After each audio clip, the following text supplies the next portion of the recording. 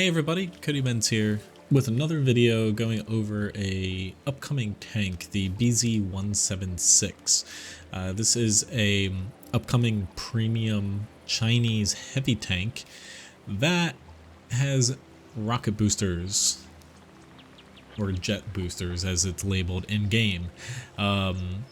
Most likely this is going to be released possibly with holiday ops at the end of 2022 here, or alongside of the upcoming Chinese heavy tank line that also seems to feature the jet or rocket boosters for the at least the upper tiers, from what we can see, the tier 10 possibly, the tier 9 and down. But what makes this tank tick? What's its strengths, weaknesses? Should you be excited about this when it comes out? And just going over a little bit about the tank, where even if you don't end up picking it up, how can you kind of deal with this thing? Because it's a pretty unique tank. I'm going to go over kind of the stats here and also look a little bit at the armor model, because that'll be very important. As you can kind of see though, this tank has jet boosters that you're going to be able to use throughout the battle. Just kind of getting this out from under my webcam. The jet boosters, you can use them 4 times a battle. There's a certain amount of times you can use them, and there's a cooldown between basically the jet boosters. And while you're using them, your speed goes from 30 kilometers an hour to 45 forward, and then reverse you can go 1 kilometer an hour reverse, and instead of 15. So it's a little different. One thing that this tank, you'll see, it has kind of like a derp gun.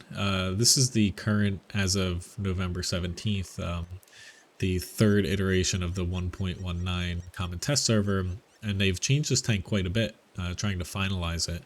And so it has an AP and an HE round now, only 2 rounds. But also in its arsenal, you have this basically rocket propelled tank that has really thick frontal armor. It's kind of heavy. It's a little bit less than an E50M, but not too much, and it's only at tier 8.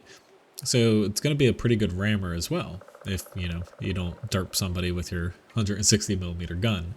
All right, so let's jump into things here. I just have like a comparison with the Caliban and Gonzalo, because these tanks, they all have 10 degrees of gun depression.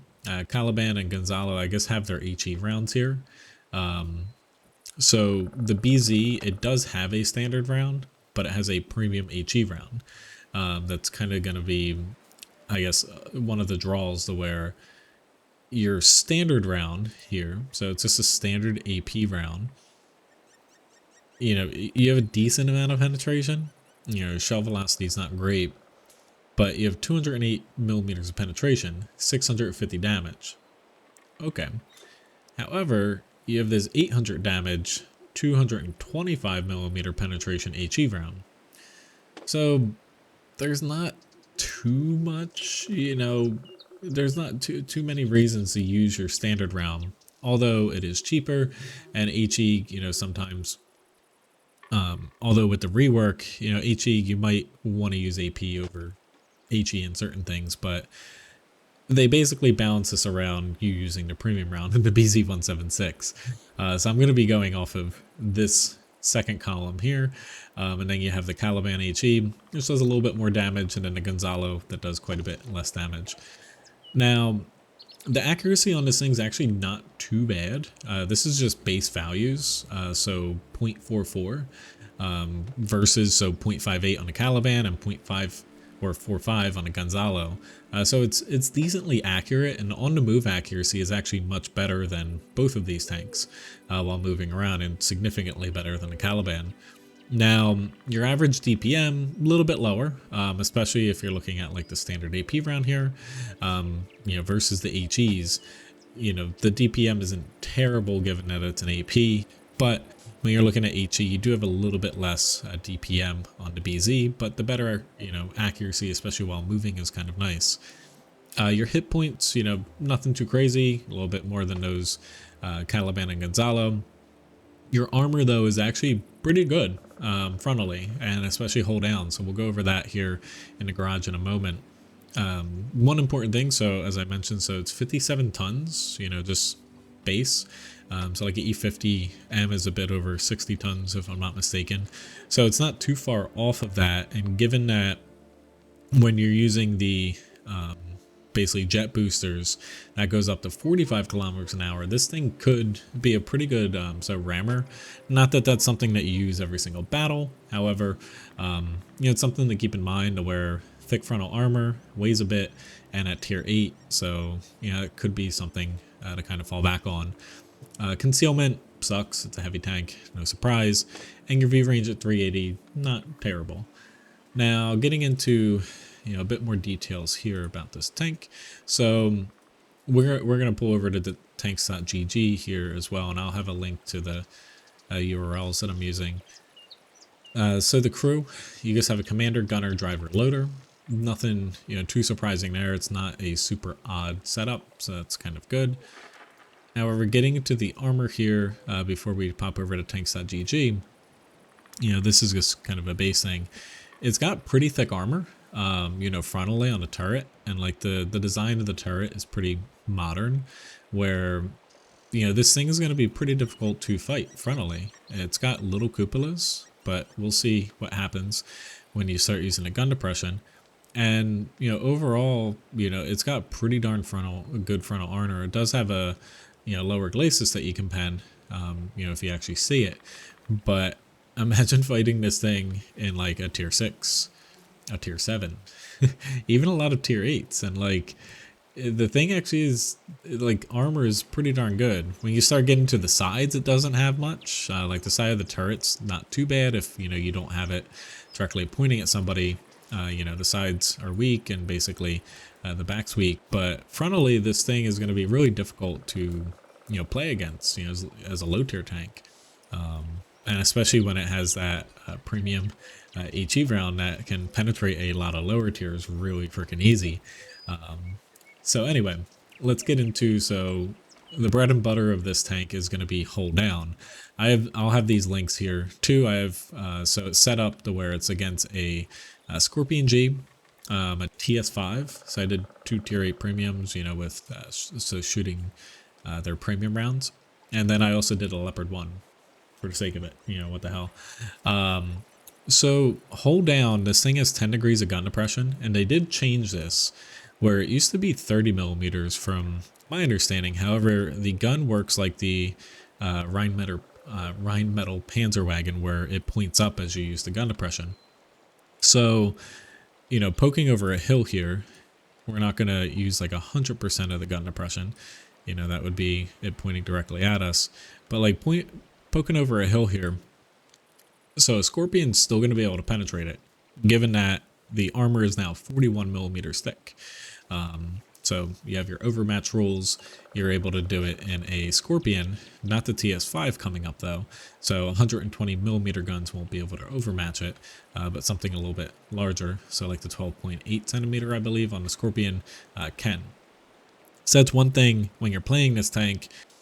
When you're facing off against high caliber tanks and, you know, mostly TDs at tier 8, you know, a little bit less so heavies and stuff, but there are some. And then tier 9 and 10, you have to kind of keep that in mind when you're playing the BZ, because you can get overmatched here. However, the rest of your turret's pretty strong. As you see here, you can kind of get penned around the side of the gun. It's not super consistent though, to where, you know, a lot of times, you know, people are most likely going to aim at this, but you can kind of pull your gun down after you shoot to minimize that. Your upper glacis, it's just going to ricochet, and then if they do get a, you know, shot on your front here, you know, if that's poking over the hill for like really steep hills, they will be able to penetrate that. Now, looking over at the TS5, so the TS5, kind of similar, you know, where you see using the heat round on the TS5, even though it doesn't overmatch, it's not basically ricocheting off of it. You know, at that angle, as you see the effective angle here. However, you know, as it starts using its gun depression, so you're near max gun depression here looking at the gun, you're not going to be able to penetrate this thing using a 120 millimeter gun. can't overmatch it. You know, heat rounds, you know, you're just going to bounce off of it. So something to keep in mind, because, you know, if this thing's, you know, playing well, you're not going to be able to damage this thing, because basically the cupolas get hidden. As you see here, the cupolas go away. You're really only saving grace is these little weak spots here, or if you can possibly hit the top of the hole if it sticks out a little bit. You just can't hit the angled part. So big change, you know, from when we first saw this tank. And then finally, so like a Leopard 1 here, you know, Leopard 1 not having heat is a pretty big downfall against something like this. But, you know, tier 10 medium with really, you know, high pen, super accurate gun, we're just using the standard shell on this. You know, you're facing off against this tier 8 heavy, it's going to be really good hold down. You know, it's really going to depend on if you have a heat round, and also are they, you know, are you a little higher than them, you know, and they're not using all their gun depression, and can you know basically pen it without bouncing off. Otherwise, like, you're stuck with a very limited amount of possible ways to damage this tank. Like overall, you know, I still think like we'll probably see this in holiday ops boxes, only because the tank, it seems so like closer to the probably the Gonzalo than the Caliban overall, where I think it'll end up performing okay with the changes that they did. I don't like the jet boosters because I feel like it's way too gimmicky. However, you know, the tank, it's not going to be one of those like must-have things. It's going to be very annoying to fight against. And depending on the tank you're playing against, you're either going to be doing really well, or you're going to be basically getting penned if it's overmatching you and stuff like that. So that kind of fits the trend of, you know, a possible holiday ops box tank. If not, you know, then most likely they'll just sell it along the Chinese heavy tank line that's coming out early next year. But should be exciting, although, you know, seeing jet boosted tanks in the game is going to be very odd. You know, so only time will tell to see, you know, how this tank plays out. But overall, you know, just having played, you know, the Caliban and Gonzalo quite a bit, I feel like it's, you know, going to slot in more like the Gonzalo, which is pretty fun to play, albeit higher alpha with the Hess round here. But you do get, or yeah, higher alpha, higher penetration. But yeah, anyway, thank you very much for watching this video, and hopefully you enjoyed this. And, you know, if this tank's released by the time you watch this, you know a little bit about how to fight this thing as it, you know, peeks over a hill and basically hits you for 800 damage. Thanks again, and see you around.